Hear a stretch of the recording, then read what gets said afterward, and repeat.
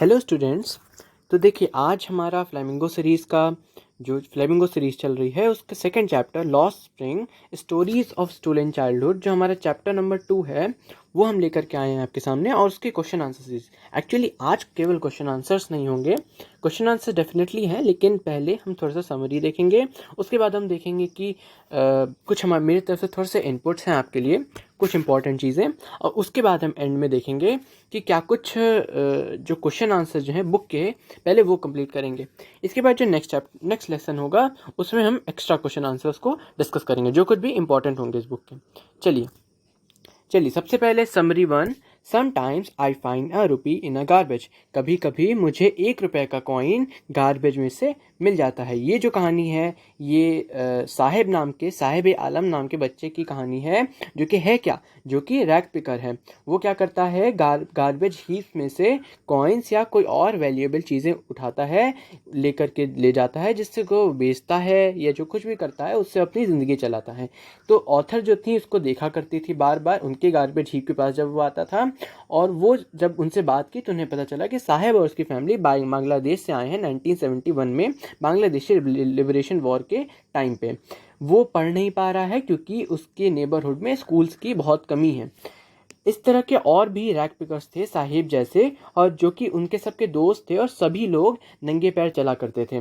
ये उनके लिए एक ट्रेडिशन सा हो गया था, उन रैग पिकर्स के लिए नंगे पैर रहना। कुछ के लिए वो ट्रेडिशन था, कुछ लोग सच में बहुत गरीब थे इसलिए वो खरीद नहीं पा रहे थे अपने जूते। उनको जूता पहनने का या चप्पल पहनने का, कोई भी फुटवेयर पहनने का मन तो बहुत करता था, और लेकिन कभी उनको मिल नहीं पाती थी वो चीज़। उसके बाद वो सीमापुरी में रहते थे, और सीमापुरी जो थी दिल्ली के पास है लेकिन बहुत ही अंडर डेवलप्ड एरिया है। वो हेवन है रैग पिकर्स के लिए, कूड़ा उठाने वालों के लिए जन्नत के समान है। वहाँ पे बहुत सारे परिवार कूड़ा उठाने वाले रहते हैं। ऑथर को ऐसा लगता है कि जो बच्चे हैं उनके लिए गार्बेज जो है एक मिस्टीरियस गिफ्ट है, इसमें वो कुछ कुछ ढूंढने जाया करते हैं और कभी उनको कुछ मिल जाया करता है तो बहुत खुश हो जाते हैं उस चीज़ से, और उनको उत्साहवर्धन हो जाता है, बहुत मोटिवेट हो जाते हैं और वो और ढूंढने लगते हैं। जबकि बड़ों के लिए वो एक मीन्स ऑफ सर्वाइवल है, उस तरह से अपने ज़िंदगी चलाने का, जीवन चलाने का, जीवन यापन करने का एक तरीका है। ऑथर उसके बाद फिर बताती हैं हमको कि जो साहिब है उसकी डिज़ायर और रियलिटी में कितना फ़र्क है। ऑथर को हमेशा चाहता था कि वो टेनिस खेले, अपने ज़िंदगी में चाइल्डहुड एंजॉय करे और जूते पहने, इवन वो स्विंग्स में भी जाता था खेलने, लेकिन अल्टीमेटली उसने एक ऐसी जॉब चुन ली जो उसके इच्छाओं के, जो उसकी ज़िंदगी के बिल्कुल विरुद्ध थी। वो किसी के अंडर काम करने लगा, जो कि आप जानते हैं वो टी शॉप पे काम करने लगा, 800 रुपया पर मंथ, और साथ में उसको मील्स भी दिया करते थे। पहले वो अपनी मर्जी का मालिक था, वो अपने हिसाब से कूड़ा बिनता था, कूड़ा उठाता था, लेकिन आज वो किसी दूसरे के अंडर काम कर रहा है। अब उसका मास्टर वो खुद ना होकर के कोई दूसरा उसका मास्टर है। ये थी समरी चैप्टर, जो हमारा चैप्टर उसी सेम चैप्टर का पार्ट 1 की जो समरी है। ठीक है, अब हम सेकंड पार्ट पे चलते हैं। ठीक है, सेकेंड पार्ट क्या है, I want to drive a car. ये बोल कौन रहा है, मुकेश नाम का बच्चा है जो बोल रहा है कि I want to drive a car. चलिए इसकी समरी देखते हैं। सेकेंड पार्ट में जो ऑथर है वो मुकेश नाम के बच्चे से मिला। मुकेश कहाँ रहता है, फिरोज़ाबाद में रहता है, और उसकी फैमिली एक बैंगल मेकर्स की परिवार है, बैंगल बनाने वालों का परिवार है। ज़्यादातर जो परिवार है फिरोज़ाबाद में वो बैंगल बनाने का ही काम करते हैं। लगभग 20,000 बच्चे जो हैं उस बैंगल बनाने की ग्लास फर्नेसेस में, जो वहाँ की फैक्ट्री लगी हुई हैं, वहाँ पे काम करते हैं। वो बहुत ही ख़राब सी कंडीशंस में काम करते हैं, अनहेल्दी कंडीशन में काम करते हैं। मुकेश जब बात हुई कि वो ऑथर को घर ले जाने वाला है तो बहुत खुश हो गया, और उसने बहुत चहकते हुए ऑथर को अपने घर तक ले गया वो। लेकिन घर जाते वक्त जब ऑथर देख रही थी तो आसपास बहुत टूटे पुराने मकान जैसे बने हुए थे। इस तरह से जब वो उनके घर पहुंची तो वो भी एक टूटे से पुराने मकान, जिसका बाहर का गेट लोहे का था और बहुत झूल रहा था, उसके सामने जाके खड़ी हुई। और मुकेश ने दरवाज़ा खोला, अंदर फैमिली की कंडीशन उन्होंने देखी। मुकेश के परिवार में मुकेश थे, उनके बड़े भाई थे, उनके पिता थे और उनकी एक जो बड़े भाई थे उनकी वाइफ थी। वो उन्होंने मुकेश के ग्रैंडमदर से भी मिली ऑथर, और मुकेश के ग्रैंडमदर ने बोला कि ये तो इनकी डेस्टिनी है, ये तो इनको करना ही था, ये इनकी रिस्पॉन्सिबिलिटी है। क्या क्या चीज़ बोल रही हैं? बैंगल बनाना या फिर ग्लास मेकिंग इंडस्ट्री में काम करना। जब ये बैंगल बनाने के परिवार में जन्म ही लिए हैं तो इन्होंने अपने जीवन में कभी कुछ भी नहीं देखा है, इसलिए इनको यही करना चाहिए। ऑथर को ऐसा लगा कि बैंगल बनाने वालों का परिवार बहुत ही खराब से एक साइकिल में फंस गया है जिसमें पेन और माइजरी के सिवा कुछ नहीं है और इसका कोई अंत नहीं है, और ये जनरेशन बाय जनरेशन आगे बढ़ता जा रहा है। इसके बाद ऑथर ने एक सविता नाम की बच्ची को देखा जो किसी दूसरे घर में, किसी दूसरे हट में बैठी हुई थी, काम कर रही थी अपनी मम्मी के बगल में। उनकी मम्मी से जब उन्होंने बात किया तो उन्होंने कहा कि मुझे आज तक अपनी ज़िंदगी में एक बार का भी पूरा खाना नहीं मिला है। ये बात कहती हैं ऑथर कि इस तरह की चीख, इस तरह की दुख हर घर में लगभग उन्होंने वहाँ पे पाया। उसके बाद ऑथर ने 2 वर्ड के बारे में बात की। एक वर्ड जो खुद परिवार हुआ करता था, जिसमें जो एक साइकिल में ऑलरेडी फंस चुका था बैंगल बनाने के परिवार में, और दूसरे वर्ड के बारे में बात करती हैं जो कि साहूकार, मिडलमैन, ब्यूरोक्राट, पॉलिटिशियन, इन सब का था, पुलिसमैन, इन सब का था, जो इन पे प्रेशर डालते थे, इनको परेशान करते थे, इनको एक्सप्लॉइट करते थे।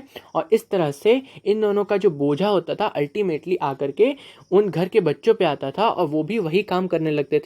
वो कुछ नया नहीं सोच पाते थे, क्योंकि अगर नया सोचे भी तो इन दोनों की ही वजह से, इन दोनों की ही वजह से वो कुछ नहीं कर पाते थे। इवन पुलिस भी इन्हीं लोगों को गलत ठहरा के इनको जेलों में बंद कर देती थी। लेकिन जब ऑथर ने बात जानी कि मुकेश अपनी परिवार से, अपनी जनरेशन से अलग कुछ करना चाह रहा है, जब वो बार बार ये बात बोलता था कि मैं एक मैकेनिक बनना चाहता हूँ, मैं एक मोटर मैकेनिक बनना चाहता हूँ, मैं कार चलाना चाहता हूँ, तो ये बात सुन के उनको बहुत अच्छा लगा। उनके दिल में बहुत ही एक होप सी पैदा हुई कि चलो कोई इस परिवार की प्लाइट को, इस परिवार की कंडीशन को चेंज कर सकता है। इसके बाद जब उन्होंने, ऑथर ने पूछा कि क्या तुम्हें एरोप्लेन भी उड़ाना है, तो एरोप्लेन के बारे में उसने कहा कि नहीं, मुझे एरोप्लेन नहीं उड़ाना है, क्योंकि उसके लिए बहुत बड़ी चीज़ थी। उसने कभी इस बारे में सोचा नहीं था, इसलिए उसने धीरे से नहीं कह दिया। ठीक है, तो इससे पता चलता है कि मुकेश जो भी है वो इंडिपेंडेंट रहना चाहता है। वो मैकेनिस्ट बन के, मोटर मैकेनिक का काम करके, जब वो अलग अपना काम शुरू कर देगा मोटर मैकेनिक का, तो एक इंडिपेंडेंट होगा, वो किसी के अंडर काम नहीं कर रहा होगा और बहुत सारा पैसा कमा के अपने परिवार की सिचुएशन को इम्प्रूव कर लेगा। ये एज अ दो केस स्टडी जो थी उन्होंने ली रखी है ऑथर ने, उन्हीं की बुक से ली गई है। उस बुक का भी नाम यही है, lost spring, stories of stolen childhood. Next हम देखते हैं। नेक्स्ट जो है इसका थीम, क्योंकि थीम पे बहुत इंपॉर्टेंट क्वेश्चंस बनते हैं, पहले भी पूछे जा चुके हैं, नहीं भी तो आप अपने आंसर्स में इंक्लूड कर सकते हैं, क्योंकि थीम पे यूजुअली क्वेश्चंस आ जाते हैं। तो देखिए थीम में क्या लिखा हुआ है। देखिए, the chapter lost spring is divided into 2 parts. ये चैप्टर जो है लॉस्ट स्प्रिंग, ये 2 पार्ट में डिवाइडेड है, और दोनों ही पार्ट डिपिक्ट करते हैं plight of street children. Street पे जो काम कर रहे हैं उन बच्चों की क्या कंडीशन है, इस चीज़ को दर्शाता है। ठीक है, तो उनकी ये कंडीशन को बताती हैं कि जो बच्चे स्ट्रीट पे रहते हैं, जो कोई भी वहाँ पे रहते हैं, जो कोई भी कूड़ा बिनने वगैरह का काम करते हैं या बैंगल मेकिंग में काम करते हैं, उनकी क्या कंडीशन हुआ करती है, किस तरह से उनका चाइल्डहुड पूरी तरह से बर्बाद हो जाता है। उन्हें फोर्स किया जाता है लेबर के लिए उनके अर्ली चाइल्डहुड में, जब उनके खेलने कूदने की उम्र होती थी। मेन थीम जो है उसका चैप्टर का वो है पोवर्टी, गरीबी, और how the children are post to a life of exploitation, और किस तरह से चिल्ड्रन को यहाँ पे पोस्ट नहीं है, ये आप थोड़ा सा करेक्शन करिएगा, ये है फोर्स्ड, FORCED। ठीक है, forced to a life of, समझ रहे होंगे आप लोग, forced to a life of exploitation, शोषण की जिंदगी की तरफ फोर्स किया जाता है, विच रिजल्ट्स इन लॉस की जगह पे यहाँ पे थोड़ा सा मिस्टेक और देख लीजिएगा, LOSS, लॉस, नुकसान। ठीक है, ये 2 जगह आपको नुकसान है, मैं बहुत ढंग से बता दे रहा हूँ। ये है पोज ना होके फोर्स्ड है, और दूसरा इन लॉस की जगह पे रिजल्ट इन लॉस, LOSS, यहाँ पे लिख लीजिएगा LOSS। ठीक है, ऑफ भी नहीं होगा यहाँ पे, ऑफ भी आप काट दीजिएगा।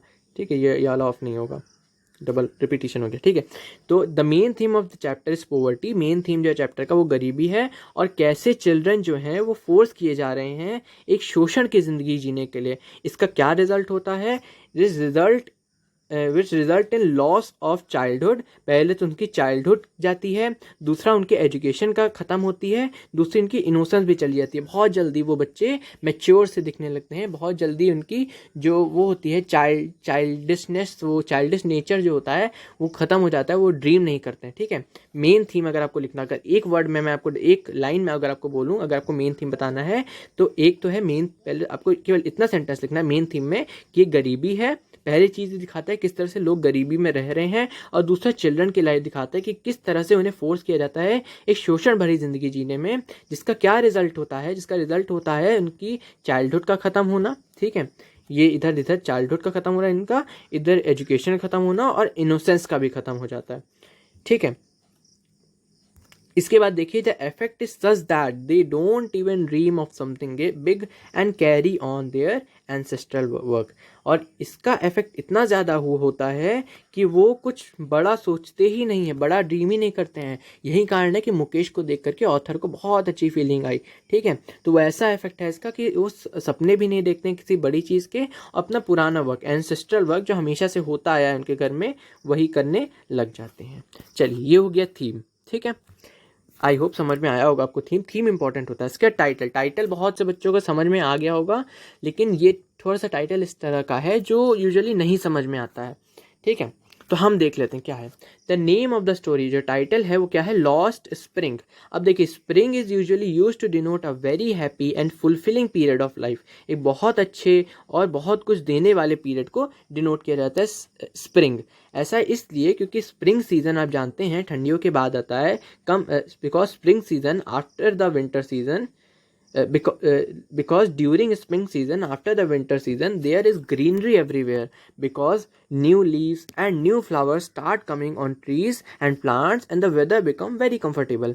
इसलिए क्योंकि स्प्रिंग जो होता है, स्प्रिंग सीजन में ठंडियों के बाद जो आता है उसमें हर तरफ ग्रीनरी होने लगती है, नए पत्ते और नए फूल आने लगते हैं पेड़ों पर और पौधों पर, जिसकी वजह से वेदर जो होता है, मौसम जो होता है बहुत कंफर्टेबल हो जाता है। Here in the story we saw that the author described the poverty, exploitation and helplessness of small children। हमने इस स्टोरी में देखा कि ऑथर ने यह बताया, ऑथर ने क्या चीज़ डिस्क्राइब की है स्टोरी में, डिस्क्राइब क्या किया है, पोवर्टी के बारे में, एक्सप्लॉयटेशन के बारे में, हेल्पलेसनेस के बारे में, कि इनकी छोटे छोटे बच्चों की, बहुत छोटे छोटे बच्चों की जो रैग पिकर्स बन गए थे, जो बैंगल मेकिंग के इंडस्ट्री में चले गए थे और बहुत डेंजरस उसमें रह रहे थे, who were still in their childhood, जो अभी भी उनका बचपन चल रहा था, but could not enjoy that beautiful phase of life. तो कहा जाता है ना कि बचपन बहुत ही अच्छा फेज होता है, का गाना भी है उस पर कि दौलत भी ले लो, शौहरत भी ले लो, ठीक है, मगर मुझको लौटा दो बचपन का सावन। तो वो चीज़ जो है इनके जीवन में, जो बचपन बहुत उनके जीवन में सुंदर होना चाहिए था, वो ब्यूटीफुल फेज जो है उसमें इनको बहुत हार्डवर्क करना पड़ रहा है, बहुत ज़्यादा मेहनत करनी पड़ रही है। बिकॉज क्यों मेहनत करनी पड़ रही है, because they had to work to make their living और टू सपोर्ट देयर पेरेंट्स। या तो उनको खुद के खाने के लिए, जैसे रैग पिकिंग, जो अनाथ बच्चे हैं वो रैग पिकिंग खुद के खाने के लिए कर रहे हैं, या फिर उनके पेरेंट्स को सपोर्ट करने, क्योंकि पेरेंट्स उनके उतना नहीं कमा पा रहे हैं। Hence, we can say that beautiful childhood or spring season of their life is snatched away from them and is lost। और इस तरह से हम कह सकते हैं कि उनका जो beautiful childhood है, उनका सुंदर बचपन है, या जो उनका स्प्रिंग सीजन है उनकी ज़िंदगी का, वो उनसे खींच लिया गया, छीन लिया गया और कहीं खो गया है। जो होना चाहिए था उनकी ज़िंदगी में वो उनसे छीन लिया गया और कहीं खो गया है वो जाके। ठीक है, तो ये टाइटल का मीनिंग था। नेक्स्ट हम लोग देखते हैं कैरेक्टर। अब देखिए, आप सोच रहे होंगे सब क्या मैं करा रहा हूँ, तो देखिए बहुत इंपॉर्टेंट है, और क्वेश्चंस जब बनेंगे तो इन्हीं सब से आप लाइंस ले लेके, इन्हीं सबको एक्सप्लेन कर करके, कई बार ऐसे डायरेक्ट क्वेश्चन आ सकता है कि लॉस्ट स्प्रिंग का क्या मीनिंग है, ऐसा क्यों टाइटल रखा गया। ठीक है, सेकंड तो आपको समझ में आ रहा होगा, स्टोरीज ऑफ स्टोलन चाइल्डहुड, लेकिन लॉस्ट स्प्रिंग का मीनिंग नहीं समझ में आता है। ठीक है, ये बहुत इंपॉर्टेंट है। चलिए फिर देखिए कुछ कैरेक्टर्स, जो दो कैरेक्टर आप जानते हैं मेन कैरेक्टर कौन है। ऑथर तो खैर घूम रही थी, उन्होंने स्टोरी लिखी है तो उनका कैरेक्टर डेफिनेटली पूछ सकता है, लेकिन इतना इंपॉर्टेंट नहीं है, इतना फ्रीक्वेंट नहीं पूछेगा। तो हम क्या अभी देखेंगे, अभी के लिए साहेब और मुकेश, इन दोनों का कैरेक्टर का थोड़ी कुछ बातें देखेंगे, ताकि आपसे अगर पूछ ले तो आप चुप ना रहें, आप कुछ बोल सकें, आपके पास पॉइंट्स हों बोलने के लिए। ठीक है, तो सबसे पहले देखिए, Saheb Al Alam is a young boy from Seemapuri. ये दिल्ली यूपी बॉर्डर पे पड़ता है, इधर BORDER होगा, तो थोड़ा सा कट गया, ठीक है, वो आप कर लीजिएगा। साहेब आलम जो है वो यंग बच्चा है, सीमापुरी में रहने वाला। सीमापुरी कहाँ है? UP border. क्या है वो? रैग पिकर है। His parents came from Bangladesh in 1971 and become rag picker. वो उनके माँ बाप जो बांग्लादेश से आए 1951 में, ठीक है, 1971 में, और रैग पिकर बन गए। वो हेल्प करता है अपने पेरेंट्स को लिविंग के लिए, पैसे और कमाने के लिए वो मदद करता है। He and his friends do not wear chappals और शूज़। वो उसके दोस्त चप्पल या शू नहीं पहनते हैं। उसकी क्या क्या पसंद है ये देख लेते हैं। साहेब लव टू अटेंड स्कूल, इसलिए उसने ऑथर से तुरंत पूछा कि क्या आपका स्कूल बन गया है। लेकिन ऑथर तो उसके साथ मतलब मजाक कर रही थी, मजाक इन द सेंस कि वो ऐसे पूछ रही थी कि क्या तुम सही में जाना चाहते हो, इसलिए पूछ रही थी। दूसरी चीज़ को पसंद है टेनिस खेलते हुए लोगों को देखना। वो उस समय वहाँ पे खड़े होकर देखा करता था क्लब के बाहर। राइट स्विंग, आपको उसने बताया था, उसने खुद भी ऑथर को बताया था कि जब भी वो कोई नहीं होता है तो मुझे गेट कीपर अलाउ कर देता है, मैं स्विंग पे जाके खेलता हूँ, ठीक है। और वियर शूज़, को जूते पहनने का भी बहुत शौक था, वो जूते पहनना चाहता था। यही कारण है कि जब उसको होल वाला जूता मिला एक अमीर बच्चे का तो उसने पहन लिया। Do better work and earn more, और उसकी ये भी चाहत थी कि वो कुछ अच्छा करे और ज़्यादा कमाए, और बस इसी चाहत के कारण उसने एंड में एक गुलामी वाली नौकरी ले ली, क्योंकि वो कुछ ज़्यादा कमाना चाहता था, अपने पेरेंट्स को सपोर्ट करना चाहता था, ठीक है। लेटर ही start working at tea stall, जो मैंने बताया, और वॉज पेड 800 रुपीज़ फूड के साथ। एंड दो he lost his freedom he gain better salary and security. ये है, मैं बता दूं, ये है लॉस्ट हिज, ठीक है, अगर आपको कोई भी कंफ्यूजन हो रही हो। लॉस्ट हिज फ्रीडम, ही गेंड, अपनी फ्रीडम को खो दिया, लेकिन उसने क्या पाया? सैलरी और सिक्योरिटी। ये टी स्टॉल वाले जो थोड़े समय काम करने के बाद वो यूजुअली हटाते नहीं हैं, ठीक है। चलिए नेक्स्ट हम देखते हैं मुकेश के बारे में। मुकेश क्या है? तो मुकेश इज फ्रॉम फिरोजाबाद। वो फिरोजाबाद पड़ता है यूपी और आगरा के बॉर्डर पर। Everyone in Firozabad is a Bengal. लगभग हर कोई जो था बेंगल मेकर था फिरोजाबाद में। People believe that there is a god given lineage of bangle making, और लोग वहाँ पे विश्वास करते हैं, जैसी उसकी दादी विश्वास करती थी कि भगवान का दिया हुआ ये है, इसको हमें ठुकरा कर हमें कुछ और नहीं करना चाहिए। ये स्पेलिंग मिस्टेक आप देख के कुछ कहिएगा नहीं, देयर है, ठीक है। और ये गॉड गिवन लीनिएज है, इसको तोड़ना नहीं चाहिए। Elders do not want children to work anywhere else. Elders नहीं चाहते थे बच्चों को कि वो कहीं और काम करें, वो चाहते थे वहीं बेंगल मेकिंग में वो लोग काम करते रहें। Mukesh family consist of his father, him, his Elder brother and Elder brother's wife. ऐसे 4 लोग थे, उसकी मम्मी नहीं थी, उसके 4 लोग थे ये फैमिली में। Through the youth in bangle making are very conservative and fear doing any other thing, Mukesh wants to become motor mechanic and drive car। Usually वहाँ पे जो यूथ थी उनसे जब पूछा गया कि आप क्यों नहीं करते हैं, तो वो लोग बहाने बता रही थी बहुत सारे। बहुत कंजर्वेटिव थी, वो भी वही काम करते रहना चाहती थी, शोषण होते रहने देना चाहते थे, हिम्मत नहीं कर रहे थे कुछ और एक्स्ट्रा करने की। डर लगता था उनको, फियर करते थे कि कुछ हो ना जाए, पुलिस हमको पकड़ ना ले। लेकिन मुकेश जो था इस तरह का नहीं था, बल्कि वो मोटर मैकेनिक बनना चाहता था और गाड़ियाँ ड्राइव करना चाहता था। ये हमने देख लिया मुकेश का कैरेक्टर वगैरह। अब देखिए हम आ गए अपने जो जिसके लिए आप शायद आए भी होंगे, आपने उतना एक्सपेक्ट नहीं किया होगा, लेकिन आप वो देखेंगे तो मेरे ख्याल से मुझे भी खुशी होगी और आपको भी कुछ एक्स्ट्रा मिलेगा। खैर, हम थिंक एज यू रीड पे आ गए। थिंक एज यू रीड के क्वेश्चन आंसर इंपॉर्टेंट हैं, देख लीजिए आप इसको। पहला question, what is Saheb looking for in the garbage dump? Where is he and how has he and where has he come from? तो वो क्या कर रहा है गार्बेज डैम में, कहाँ से आया है, अब कहाँ रहता है, ये सब चीज़ पूछ रहा है। तो Saheb is looking for some valuables like precious metals and money in the garbage dump. क्या कर रहा है? कुछ वैल्यूएबल्स जो कि प्रेशियस मेटल्स कुछ उसको मिल जाए, गोल्ड सिल्वर टाइप का, कॉपर वगैरह, जो बेच करके कुछ पैसे कमा ले, या फिर उसको सीधे कुछ मनी ही मिल जाए, कुछ नोट्स मिल जाए, कुछ सिक्के ही मिल जाए, ठीक है। ही इज़ इन सीमापुरी, वो इस वक्त सीमापुरी दिल्ली में है। और वो कहाँ से आया है? एक्चुअली कहाँ से आया? वो बांग्लादेश से आया है, बांग्लादेश, ठीक है। What explanation does the author offer for the children not wearing footwear? तो देखिए 2 एक्सप्लेनेशन ऑथर देता है जो उन बच्चों के लिए जो फुटवेयर नहीं पहन रहे। पहला, अगर बहुत छोटा सा आंसर है ना, 1 वर्ड के लगभग, अगर 1 वर्ड का आंसर है, 1 मार्क का आंसर, तो आप पहला वाला एक्सप्लेनेशन लिखना। थोड़ा बड़ा है तो आप 2 लिख सकते हैं। They are very poor, so explanation 1, they are very poor so they do not have money to buy chappals और शूज़। वो इतने गरीब हैं कि उनके पास चप्पल और शूज़ खरीदने के पैसे ही नहीं। और सेकेंड एक्सप्लेनेशन है इसका कि कभी कभी sometimes it is not the lack of money, कभी कभी ये पैसों की कमी नहीं है, but a tradition to stay barefooted, बल्कि ये एक ट्रेडिशन होता गया है आज के समय में कि उनको पसंद आ गया है कि हम नंगे पैर ही रहें। And now they are adjusted to stay barefooted, अब वो एडजस्ट कर लिया है उन्होंने अपने आप को नंगे पैर रहना, और अब वो कंफर्टेबल हो गए and are comfortable in them, अब वो उसमें ज़्यादा बेटर फील करने लगे हैं, उसमें कंफर्टेबल फील करने लगे हैं। ये था हमारा सेकंड क्वेश्चन, ठीक है। उसके बाद देखिए ठीक है, थर्ड क्वेश्चन हमारा, is Saheb happy working in tea stall, how do you know. नहीं, साहेब आप जानते हैं बहुत खुश नहीं था, नॉट हैप्पी, ठीक है, साहेब खुश नहीं था। He is no longer his own master and works according to someone else, वो अब अपना खुद का मालिक नहीं था, ठीक है, पहली चीज़, और किसी और के अकॉर्डिंग काम करता था। कहने का मतलब वो पहले इंडिपेंडेंट हुआ करता था, लेकिन आज वो डिपेंडेंट है, वो अपने पैसों के लिए और खाने के लिए किसी और पे डिपेंडेंट है। Relax look is lost from, हम कैसे पता लगा रहे हैं, देखिए बहुत मतलब वाला सवाल है कि हमें ये पूछ रहा है कि हम ये चीज़ कैसे पता लगा रहे हैं। पहली चीज़, वो जब कोई डिपेंडेंट हो जाता है तो सीधी सी बात है उसकी खुशी चली जाती है, तो वो खुश हो ही नहीं सकता, ठीक है। दूसरी चीज़, relax look is lost from his face, वो पहले बहुत रिलैक्स्ड हुआ करता था जब वो गार्बेज उठाता था, रैग पिकिंग करता था, लेकिन आज उसके चेहरे पे वो रिलैक्स लुक नहीं था।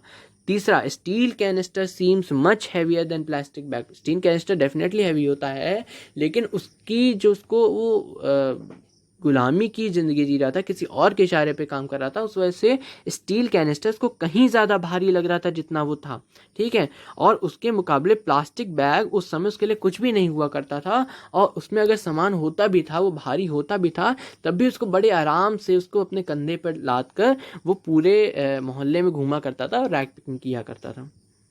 What makes city of Firozabad famous, क्या चीज़ फिरोजाबाद को फेमस बनाती है, कुछ बहुत बड़ी चीज़ नहीं, ग्लास ब्लोइंग इंडस्ट्री, आप लिख दीजिएगा। Mention the hazards of working in glass bangle industry, देखिए क्या क्या हैजार्ड्स है, बहुत इंपॉर्टेंट क्वेश्चन है, ग्लास बेंगल इंडस्ट्री में काम करने के क्या क्या नुकसान है।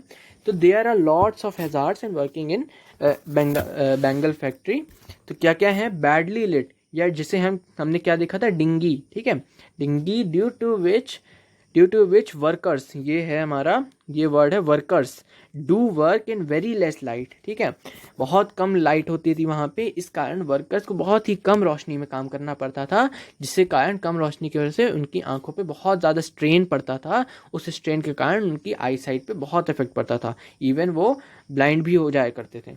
Poorly ventilated increasing chances of suffocation, please आप लोग राइटिंग, मैं आपको इसीलिए बहुत ढंग से एक्सप्लेन कर रहा हूँ।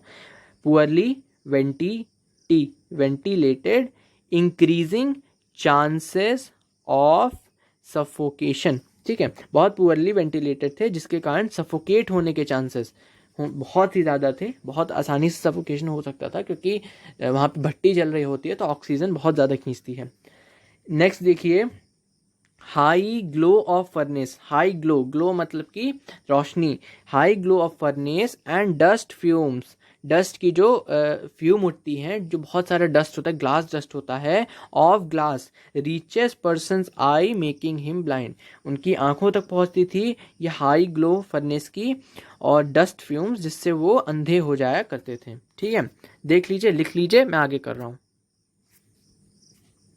इसके बाद देखिए, दो मैंने स्टार पॉइंट दिए हैं, स्टार पॉइंट्स मतलब कि आपको ये नहीं लिखना है, ये बहुत सूटेबल नहीं है चैप्टर के अकॉर्डिंग, लेकिन फिर भी अगर कहीं आपको कोई बड़ा क्वेश्चन मिल जाए, क्योंकि इस टाइप का बड़ा क्वेश्चन आपको मिल सकता है थोड़े बड़े ज़्यादा फॉर्म में, ज़्यादा नंबरों के साथ, तो आप इतना लिखेंगे आपको पूरे नंबर मिल जाएंगे, मुझे नहीं लगता कम कोई काट सकता है, लेकिन फिर भी अगर आपको एक्स्ट्रा लिखना है या आपको नहीं भी पॉइंट याद आ रहा है कोई बात नहीं, आप एक पॉइंट बहुत अच्छा जो ऐड कर सकते हैं, there are chances of burning in furnaces इतनी हाई टेम्परेचर पे हुआ करती थी कि वहाँ पे जलने के चांसेस, क्योंकि अगर ज़रा सा भी छू दिया तो तुरंत वो जल जाएगी आपकी स्किन, ठीक है, आप बर्न हो जाएगा तुरंत, तो उस वजह से चांसेस बहुत ज़्यादा थे बर्निंग की।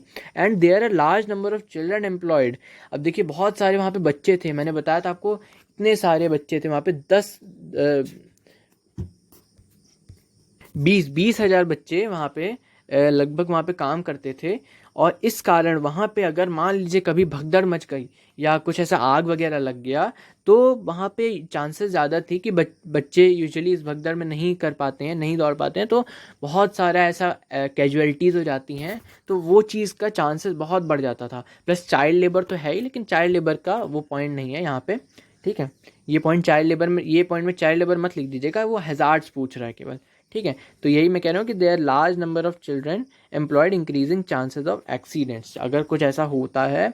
और बच्चे यूजुअली अगर आग वगैरह से काम करेंगे, आपको पता ही है कि छोटे छोटे बच्चे 5-10 साल 12 साल के बच्चे अगर आग के सामने कट के काम करेंगे तो उनका और भी प्रॉब्लम्स हो सकती हैं, ठीक है, उनका हाथ वगैरह जल सकता है, ठीक है। छठा क्वेश्चन देखिए, how is Mukesh attitude to his situation different from that of family. Mukesh का एटीट्यूड, उसका जो सिचुएशन था उसके प्रति उसकी फैमिली के एटीट्यूड से क्या कैसे डिफरेंट थी।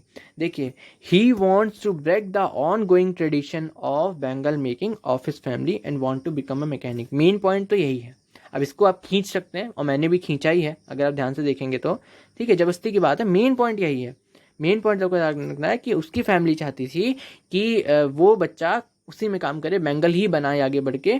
लेकिन जो मुकेश था वो चाहता था कि मैं मोटर मैकेनिक बनूं, ठीक है, वो मैकेनिक बनना चाहता था और अपने ऑन गोइंग ट्रेडिशन को तोड़ना चाहता था। For this he was ready to face any difficulty, any problem, but want to improve his plight and the condition of the family by doing something bigger and earning more। तो इसके लिए वो किसी भी समस्या, किसी भी परेशानी से जूझने के लिए, उससे लड़ने के लिए तैयार था, जिससे कि उसकी खुद की प्लाइट और उसकी कंडीशन जो थी फैमिली की वो इम्प्रूव हो। और कैसे इम्प्रूव होगी, जब वो कुछ अलग करेगा और ज़्यादा कमाएगा। क्योंकि आपने देखा है बैंगल मेकिंग में उसके पापा बहुत ज़्यादा काम किए थे, लेकिन उसके बावजूद कुछ नहीं कर पाए थे सिवाय इसका कि अपने घर पे एक छत डलवा पाए और थोड़ा सा खाने पीने का किसी तरह इंतज़ाम करा पाए, और कुछ नहीं करवा पाए थे। इवन अपने बच्चों को वो एजुकेशन भी नहीं प्रोवाइड करा पाए थे, तो इसलिए वो चाहता था कि ज़्यादा कमा पाना। चलिए ठीक है, ये तो था हमारा क्वेश्चन आंसर सीरीज़। और इसके बाद हम लाएंगे अपना एक्स्ट्रा क्वेश्चंस की सीरीज़, उसको भी आप देखिए, वो भी आपके लिए हेल्पफुल होगा। बाकी जो लोग हमारे साथ जुड़े हुए हैं, प्लीज़ सब्सक्राइब कर लीजिए चैनल को। प्लीज़ नहीं कहूँगा, आपको पसंद है तो ही करिएगा, क्योंकि ये आपके ऊपर है, ठीक है। और बाकी जुड़े रहिए अगर आपको अच्छा लग रहा हो तो। चलिए, थैंक यू।